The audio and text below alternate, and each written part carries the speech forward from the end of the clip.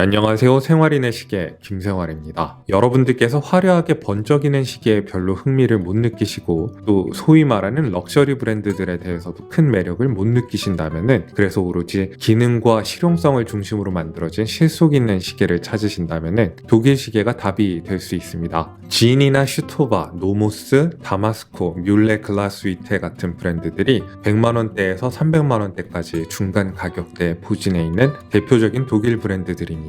한국에서 좀 더 잘 알려져 있는 럭셔리 브랜드들과 달리 과시적인 졸부의 이미지로부터 자유롭다는 것이야말로 독일 시계의 장점이라고 생각합니다. 실제로도 독일 시계를 좋아하시는 분들은 지적이고 진지하고 섬세한 취향을 가진 분들이 많다는 게 그동안 제가 시계 유튜브 채널을 꾸리면서 받았던 인상입니다. 한동안 저희 채널에서 독일 시계들을 소개해드리지 못했는데 오늘은 오랜만에 슈토바의 시계를 다시 한번 살펴보려고 합니다. 슈토바는 1927년에 발터 슈툴츠라는 인물에 의해서 독일의 코른베르크라는 곳에서 설립이 됐습니다. 독일 시계 산업의 흥망성쇠 그리고 최근의 부활을 함께한 역사적인 브랜드입니다. 랑에운트제네와 함께 1930년대 후반에 바우하우스 스타일의 최초의 시계들을 만들기도 했고요. 1940년대 초반에는 독일의 해군 크릭스마리너를 위한 갑판 시계를 만들기도 했습니다. 하지만 무엇보다 슈토바가 유명한 건 2차 대전 독일 공군 루프트와페에 파일럿 시계를 만들었던 5개의 원조 시계 회사들 중 하나라는 점 때문이겠죠. 슈토바의 역사적인 시계들은 대부분 부활을 해서 현재의 컬렉션에 매우 충실하게 반영되어 있습니다. 슈토바의 화려한 과거도 충분히 매력적이지만은 최근 들어 제가 더 궁금했던 건 슈토바의 현재였습니다. 1996년에 창업주 슈툴츠 가문으로부터 현재의 경영자인 요르크 샤우어 씨가 슈토바의 경영권을 사들이게 되는데, 이 샤우어라는 인물의 경력이 꽤 흥미롭습니다. 샤우어 씨 본인이 꽤 괜찮은 디자이너기도 해서 슈토바를 인수하기 전에 자기 이름을 내건 샤우어라는 시계 브랜드도 꾸리고 있었거든요. 저는 디자이너 샤우어가 슈토바를 어떻게 현대적으로 바꿀지도 궁금했습니다. 물론 예전 시계들을 그대로 되살린 듯한 슈토바의 시계들도 케이스를 잘 보면은 군더더기 없이 적절한 비례를 따라서 선명한 윤곽으로 제작이 되어 있어서 샤우어의 터치를 느낄 수 있습니다. 하지만 저는 슈토바에서 좀 더 분명하게 샤우어다운 작품을 보고 싶었습니다. 제 생각에 지금까지 샤우어의 색깔이 가장 잘 반영된 시계는 다이버 시계인 C타임이었습니다. 1960년대 다이얼 디자인을 받아들이면서도 케이스의 소재와 디자인을 완전히 바꿔서 1000m의 방수 성능을 가진 가공할 만한 성능의 티타늄 시계로 변신을 시켰습니다. 이 시계도 조만간 기회가 되면 살펴보려고 하고요. 하지만 아무래도 슈토바에서 가장 유명한 시계는 다이버 시계가 아니라 2차 대전 당시의 파일럿 시계, 이른바 플리거일 텐데요. 샤우어가 플리거에다 자기 색깔을 본격적으로 입힌다면 어떤 시계가 나올지 정말 궁금했습니다. 오늘 살펴볼 베루스는 바로 그러한 궁금증에 대한 대답입니다. 두 가지 타입의 플리거 디자인 중에서 좀 더 대중적이고 인기가 높은 A 타입을 용감하게 재해석했습니다. 검은색 다이얼의 커다란 아라비아 숫자 인덱스라든지 소드 모양의 시분침이라든지 양파 모양의 용두, 플리거를 플리거이게끔 하는 원작의 특징적인 요소들은 다 수용을 했습니다. 하지만 아주 얼핏만 봐도 다이얼의 구성이 원작과는 많이 다르죠. 숫자나 눈금의 모서리를 둥글둥글하게 만들면서 사이즈는 원작보다 훨씬 더 키웠습니다. 그래서 다이얼이 원작보다 꽉꽉 찬 느낌이 들고 가독성은 안 그래도 좋았던 원작보다도 더 괜찮아졌습니다. 시분 초침에 있는 옛날 시계 같은 장식적 요소들도 다 삭제해버렸고요. 오로지 흰색과 검은색의 강렬한 대비만 남아 있습니다. A타입 자체가 기능을 중심으로 한 미니멀리즘적인 접근을 취하고 있는데 베루스는 A타입의 그 미니멀리즘적인 접근을 더 극대화하면서 군더더기를 다 날려버렸습니다. 덕분에 이 시계는 아무래도 1940년대의 분위기를 담고 있는 기존의 플리거 디자인들보다 훨씬 더 쾌활하고 도시적인 느낌을 갖고 있습니다. 뭔가 바우하우스풍으로 재해석된 플리거 같기도 하고요. 슈토바의 이 감각적인 A타입의 재해석은 2019년에 레드닷 어워드라는 세계 디자인 공모전의 수상이라는 쾌거로 이어지기도 합니다. 본격적으로 시계를 자세히 살펴보기 전에 한 가지 강조하고 싶은 건 이 시계의 가격 대비 스펙입니다. 원조 플리거의 디자인을 거의 그대로 따르는 플리거 클래식 라인업에 비해서 베루스가 가격이 좀 더 쌉니다. 국내 공식 수입원인 와루아치즈의 가격을 보면은 탑그레이드의 에타 2824-2 오토매틱 무브먼트를 장착한 베루스가 135만원이고 탑그레이드급으로 장식이 된 엘라브레 등급의 핸드와인딩 무브먼트를 장착한 베루스가 138만원입니다. 원래도 가성비가 좋았지만 요새 스위스 시계들이나 세이코가 계속 가격을 올리기 때문에 어지간한 엔트리 레벨의 시계들도 다 100만원이 넘는 상황이 됐는데 덕분에 상대적으로 슈토바의 가격 대비 스펙은 더욱더 좋아 보이게 됐습니다. 자, 그러면 베루스를 자세히 살펴보도록 하겠습니다. 베루스의 케이스 지름은 40mm이고 러그트러그의 길이는 48.6mm입니다. 일상용 시계로 최적의 사이즈를 갖고 있다고 말할 수 있겠네요. 방수 성능은 생활 방수를 약간 상회하는 50m이고요. 살짝 돔이 들어간 시계 유리를 포함한 케이스의 두께는 10.5mm로 아주 얇게 나왔습니다. 가죽줄을 포함한 무게가 68.4g으로 얇고 가벼운 시계에 속한다고 말할 수 있습니다. 러그의 폭은 줄질에 친화적인 20mm입니다. 맞는 시계줄을 찾기가 아주 쉬울 거고요. 기본 가죽줄은 처음부터 끝까지 20mm로 너비가 일정합니다. 15.2cm 손목 둘레의 노생활님 손목에 착용한 모습입니다. 40mm 사이즈의 얇은 케이스는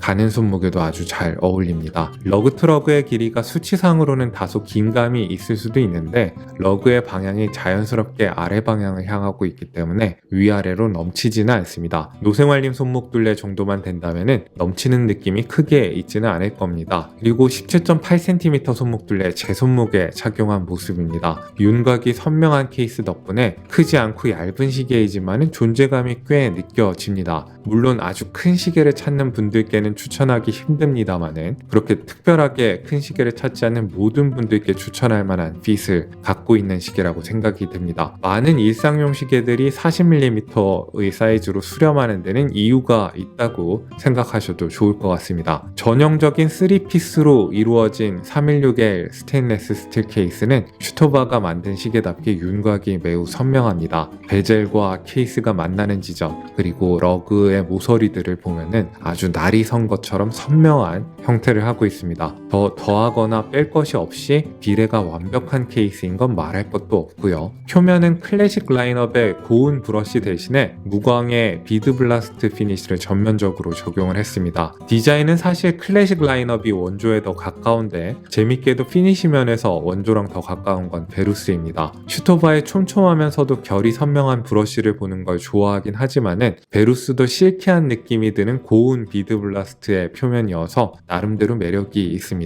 3시 방향에는 6.8mm 지름의 커다란 양파 모양 용두를 배치를 했습니다. 이번에도 양파의 모양은 아주 선명하게 보석처럼 세공이 되어 있습니다. 슈토바의 양파형 용두가 IWC의 다이아몬드형 용두에 비해서 화려함은 조금 못 미치는데요. 상대적인 장점이 있습니다. 동글동글하게 생기다 보니까 손등을 누르면서 착용감을 방해하는 현상은 덜합니다. 시계 유리로는 아주 살짝 도톰한 더블돔 사파이어 크리스텔에다가 내부에는 무반사 처리를 했습니다. 더블돔이라서 다이얼이 돋보기처럼 확대된다거나 하는 시각적 왜곡은 없고요. 무반사 처리도 준수하게 되어 있습니다. 그런데 마라톤이나 다마스코 시계를 보고 제가 요새 좀 눈높이가 올라가서 그런지 좀 더 여러 겹의 무반사 처리를 보고 싶다는 생각은 듭니다. 유리가 아예 없어 보이는 느낌이 드는 마라톤이나 다마스코와 달리 슈토바의 시계 유리는 유리가 존재한다는 느낌은 분명히 있습니다. 무광의 매트한 검은색 다이얼에다가 커다랗게 확대된 챕터링과 아라비아 숫자를 흰색으로 프린트를 했습니다. 아까도 말씀드렸듯이 통상적인 A타입보다 눈금도 커지고 숫자도 더 커졌는데요. 인쇄된 부분의 모서리를 다 동글동글하게 처리한 데다가 살짝 도톰하게 프린트를 했기 때문에 다이얼 위에 소세지를 올려놓은 듯한 느낌이 있습니다. 보통 베젤이 없는 40mm 시계는 수치에 비해서 사이즈가 커 보이는 경향이 있는데요. 이 시계는 다이얼 중앙에 공백이 없다고 생각될 정도로 눈금과 숫자 인덱스가 가운데로 밀고 들어오는 듯한 느낌이 있기 때문에 오히려 수치보다 약간은 사이즈가 아담한 듯한 느낌이 있습니다. 이미 슈토바의 시계를 제가 많이 리뷰를 했잖아요. 슈토바 시계의 다이얼의 인쇄 퀄리티가 언제나 좋다는 건 진작에 알고 있었습니다만은 베루스는 또 다른 차원인 것 같습니다. 아까 유리는 살짝 아쉽다고 했지만은 다이얼의 퀄리티는 절대 비판할 수가 없을 것 같아요. 아무리 카메라를 당겨서 다이얼을 촬영해봐도 굴욕이 없이 프린트와 배경의 경계선이 선명하게 잡히는 걸 확인했습니다. 군용 시계에 기원을 두고 있는 디자인인 만큼 12시 방향에만 숫자 대신에 삼각형의 인덱스를 사용을 해서 시계의 방향 파악이 쉽도록 했습니다. 이러면은 시계를 벗어놓은 상태에서나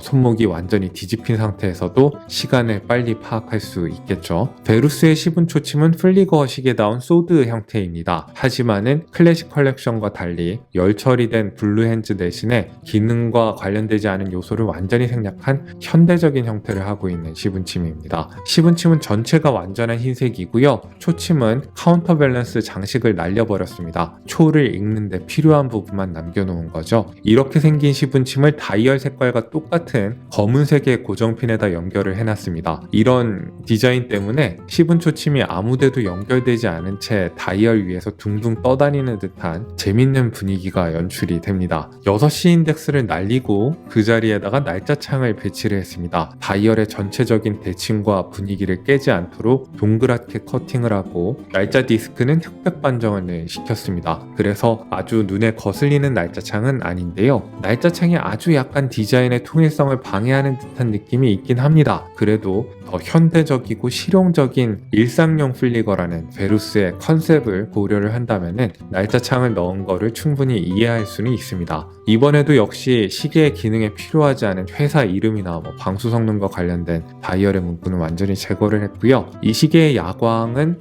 인기가 많은 푸른빛의 슈퍼루미노바 BGW9 야광을 사용했습니다. 인덱스와 눈금의 크기가 두꺼워지고 커지다 보니까, 그리고 시분침도 야광 도료가 적용 안 된 부분이 없게 만들다 보니까 좀 더 야광 도료가 넓게 많이 적용이 됐습니다. 결과적으로 야광의 밝기와 지속력이 매우 우수합니다. 슈토바나 다마스코 같은 독일 회사들이 비슷한 가격대의 스위스 회사의 파일럿 시계들과 가장 큰 차이를 보이는 게 이 준수한 야광인데요. 베루스는 심지어 슈토바의 다른 파일럿 시계들보다도 야광이 살짝 더 좋습니다. 시계를 뒤집어 보시면은 6개의 나사로 고정된 디스플레이 케이스백을 적용을 했습니다. 독일 시계답게 디스플레이 창에도 사파이어 크리스탈을 적용을 했고요. 그 안으로 보이는 무브먼트는 탑그레이드의 에타 2824-2입니다. 로터에는 코트드 제네브 장식을 넣고 슈토바의 이름을 새겨놨고, 브릿지는 블루스크루와 페를라주 장식으로 장식을 했습니다. 꽤 보는 맛이 있는 장식이 되어 있는 무브먼트고요. 초당 진동수가 8회에 시간당 진동수는 28,800회이고 파워 리저브가 38시간인 것까지는 엘라보레 등급의 에타 2824와 같습니다. 하지만 자세차 조정을 좀 더 신경 써서 해서 5가지 자세에서 평균적으로 플러스 마이너스 4초 범위 안에 1호차가 들어오도록 오차 수정을 합니다. 그리고 밸런스 휠에 글루시드르 휠을 사용한다던가 메인 스프링을 좀 다른 소재를 사용한다던가 하는 식으로 엘라보레 등급보다 좀 더 고급 부품을 사용하기도 했습니다. 그레이 마켓도 아니고 정가가 130만원대인 시계가 탑급의 에타 2824-2를 제공하는 경우는 저는 못 본 것 같습니다. 스크루다운 용두가 아니기 때문에 용두를 뽑지 않은 상태에서 위로 돌리면은 수동 감기를 할 수 있습니다.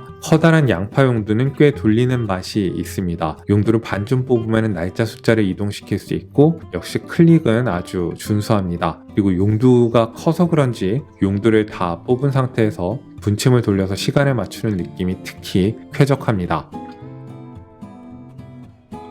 기본 시계줄의 퀄리티도 준수합니다. 슈토바다운 단정한 검은색의 가죽줄인데요. 바느질도 잘 되어 있고요. 버클은 곱게 사틴 브러쉬를 적용하고 슈토바의 로고를 새겨놨습니다. 제가 슈토바의 이런 검정 가죽 시계줄이 다른 시계에 매칭이 됐을 때는 심심하다고 비판을 했었는데 베루스의 디자인에는 이 단순한 형태의 시계줄이 기가 막히게 잘 어울리는 것 같습니다. 정직한 일자형의 윤곽도 그렇고 동그랗게 잘려있는 가죽줄 끝부분의 형태도 베루스의 인덱스 모양이랑 잘 어울린다는 생각이 듭니다. 클래식 라인업의 징박힌 가죽줄과 확실히 구분도 되고 베루스의 특징이 강조가 되는 효과가 있는 것 같아요. 자, 그러면 베루스를 총평을 해보죠. 베루스는 가장 현대적이고 가장 세련되고 가장 실용적인 슈토바의 플리거입니다. 플리거를 만드는 회사는 많지만은 한눈에도 다른 회사의 플리거들과 구분되는 독특한 재해석이 마음에 들었습니다. 적당한 40mm 사이즈의 얇고 가볍게 만들어서 활용도가 아주 높습니다. 다만 이 베루스는 실용적인 시계를 지향한 만큼 방수 성능을 한 100m 정도로 해주고 스크루다운 크라운을 적용해줬으면 더 좋겠다는 아쉬움은 있습니다. 슈토바는 항상 기본 플리거 모델은 50m 방수로 만들어 놓고 좀 더 큰 사이즈의 200m 방수가 되는 스포츠 모델을 별도로 두는 경향이 있더라고요. 비슷한 스타일을 찾고 계시지만은 방수 성능이 중요한 분들께는 43mm 사이즈의 베루스 스포츠 모델을 살펴보시는 걸 추천해 드리고, 베루스 스포츠의 사이즈가 커서 부담스러우신 분들은 40mm 사이즈의 뮬레 글라스위트의 테라 스포츠 시리즈를 살펴보시는 걸 대안으로 추천드립니다. 공교롭게도 이 시계들은 다 와로아치즈에서 취급하는 시계들입니다. 자, 오늘 슈토바의 가장 슈토바다운 플리거 베루스를 살펴봤습니다. 오늘도 여러분들께 유용한 정보가 됐기를 바라고요. 여기는 생활인의 시계였습니다. 안녕히 계십시오.